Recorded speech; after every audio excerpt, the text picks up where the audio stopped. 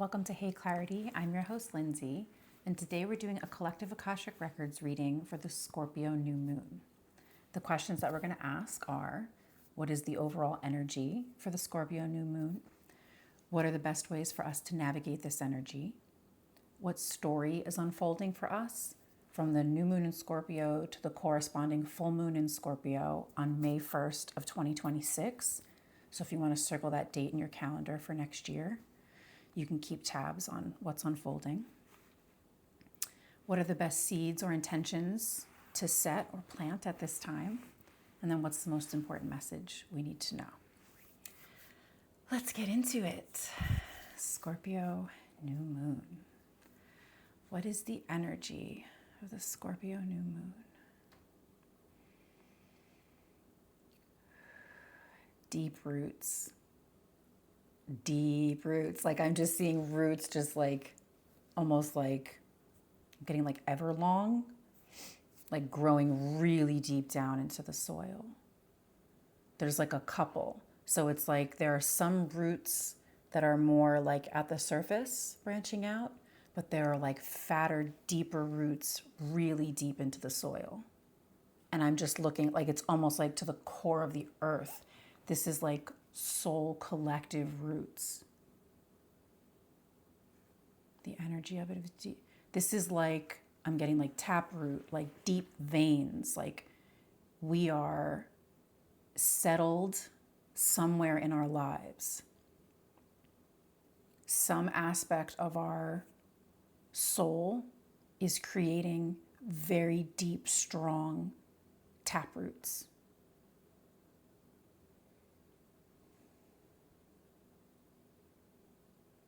We need to be.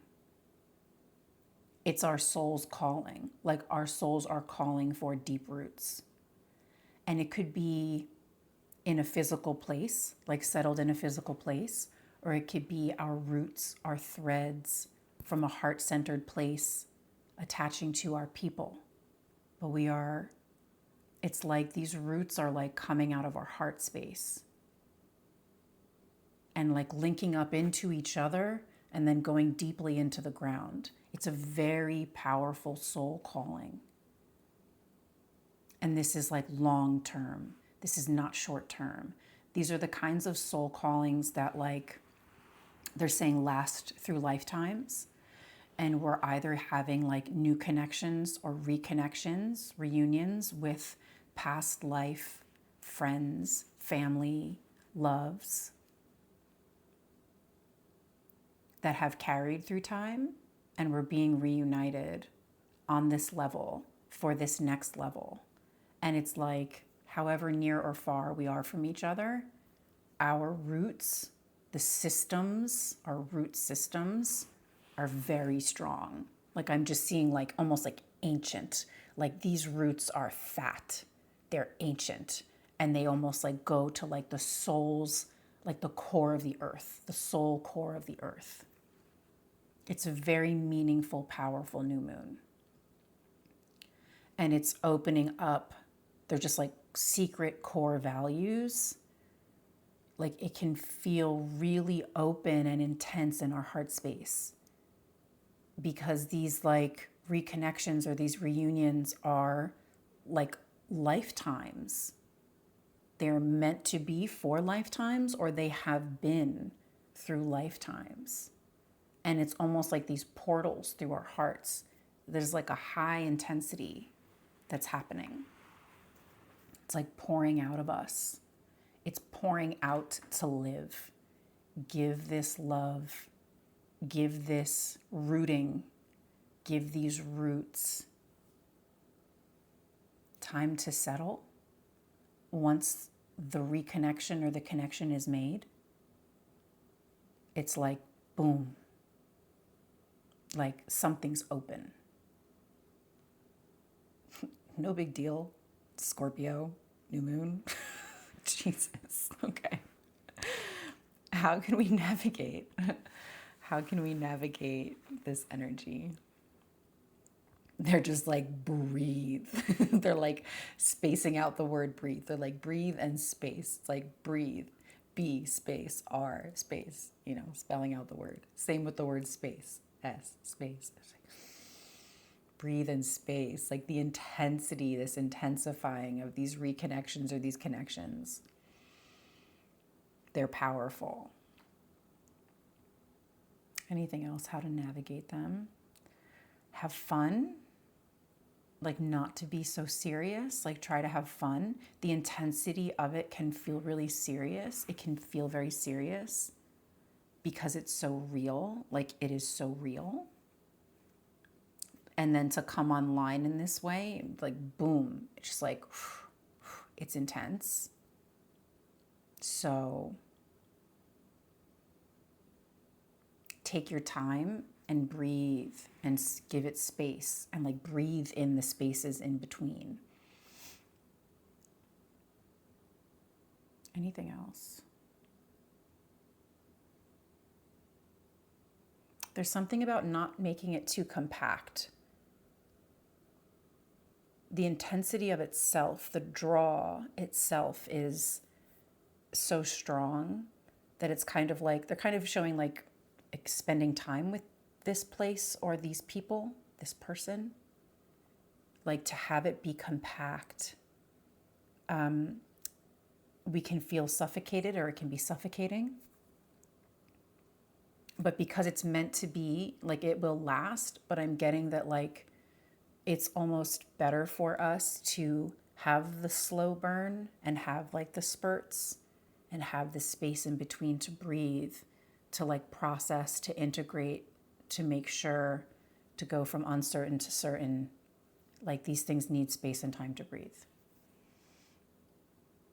I'm getting that like the magnetization of it, the intensity of it can make it want to be compact, but it's better off to, they're kind of saying like nibble, like bits and pieces of it over time. And they're like, it's not like breadcrumbs. It's not going to feel like that. We're very aware of what that is.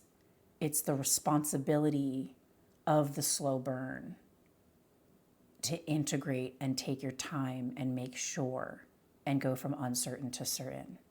So it's like a little bit here and a little bit there. And like let it build momentum until it's this steady kind of stream. What story is unfolding for us from the new moon in Scorpio until its corresponding full moon in Scorpio on May 1st, 2026? They just said a never-ending story. A never-ending story.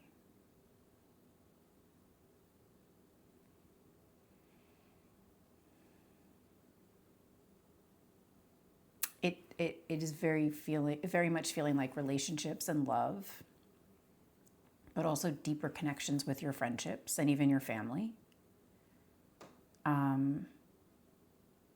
It really is the feeling of forever, a forever home, a forever place, a forever person. Like the soul and the spirit of it, the energy of it is lifetimes old and lifetimes long. And so it does have this never-ending story. It has this, they keep saying space, breathe, space, breathe. We're conditioned to get caught up in endings or anticipating an ending and not believing in or trusting the processing of it, thinking that things may change or dwindle over time. And they're going like, not this time, not this time. These are forever things. These are special people, special places, special person, where the energy, the consciousness of it, they're like continuum, like it's a forever continuum. And to not let our conditioning try to like sever it or self-sabotage or be scared of it. They're like, it's a forever thing. And like many of our relationships are not that. But something this core, this soul deep, is a forever thing. And they're like forever timing. And like all that that means, right? The pros and cons of that idea. Anything else about the story that's unfolding until May 1st, 2026? Even if there's some sort of physical stop or end, the relationship is in a continuum. It's like not to be stopped. It like can't be stopped. The connection, the consciousness of the connection, the connection is just ongoing. They're like no period. Doesn't stop. What are the best seeds to plant? What are the best intentions to set under this Scorpio new moon? I'm getting no intentions, like the seeds have been planted a long time ago. These are like wishing wells, wishes being fulfilled. They're long time overdue. They've been a long time coming. The intentions have been set. So it's almost like they were set and it's like, boop, now they can take off. It's like they land, boop, at this Scorpio new moon. They've been set. They had an arc storyline. And then here is where they like, almost like hit the ground and then like take off, take away. So don't set intentions. There's no need. The seed's already planted. But core values and space and breathe. Space, breathe. With each of those letters of each of those words spaced out. It's kind of like mantra, space and breathe, okay?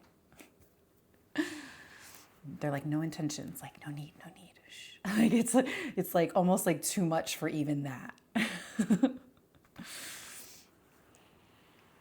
What's the most important message we need to know about the Scorpio new moon?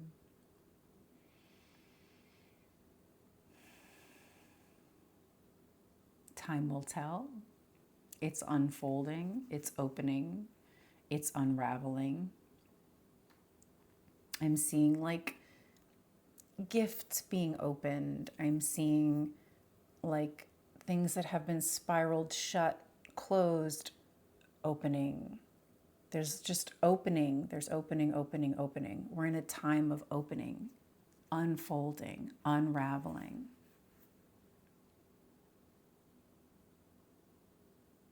There's a lot of vulnerability, a lot of rawness, a lot of like emotional potential reactivity.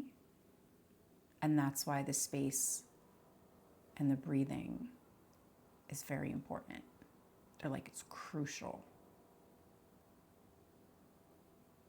Like not to be damaged, not to be self-sabotaged, not to be sabotaged, kind of at all. Our fear of these connections or any, conscious or subconscious fears of love could have us spiraling a little bit, unearthing a lot of feelings and emotions around our fears of love.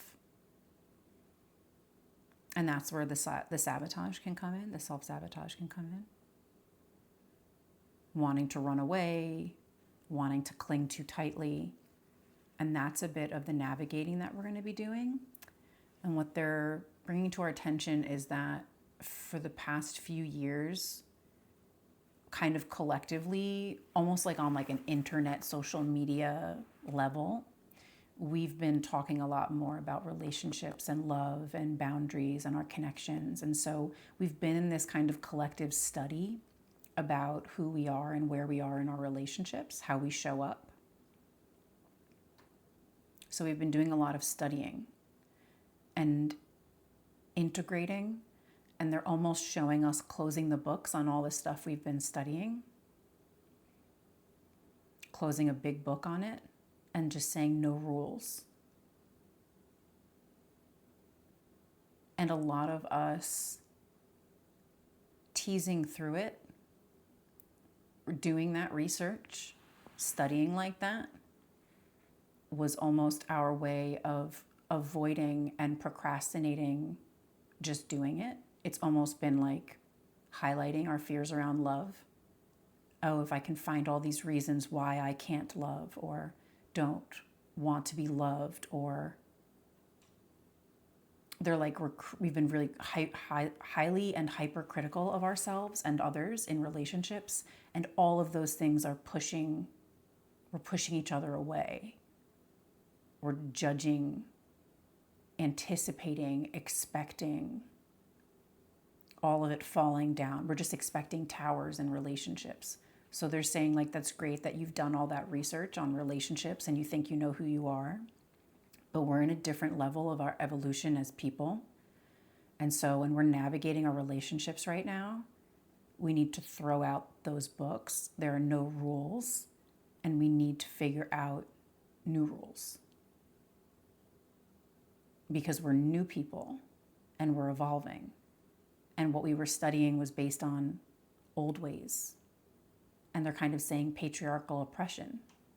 And like, what happens when patriarchal oppression is removed? What happens when you see everything that's illuminated? What happens when you just go by the feelings of love pouring out of your heart? What's the truth that comes out of your mouth when you feel so much love in your heart? How do your fears of love start to crumble and fall away? And so they're like, let it be, and like, let there be more love. And like, whatever that means to you. And they're like, new rules. Like, we're making new rules around this. And it's warm, it's warm-hearted, and it's heart-centered. And it's true, and it has deep tap roots that are soul level, that our souls are calling for. And these roots go down to the core of the earth. Like, it is linking us to the electromagnetic field, the electromagnetic power of the earth. And it's rooting us in love as humans, in our human nature of love on earth. And they're like, it's a big deal, which is why how you're feeling, your emotions, are important to navigate and to self-reflect and adapt and take your space to breathe.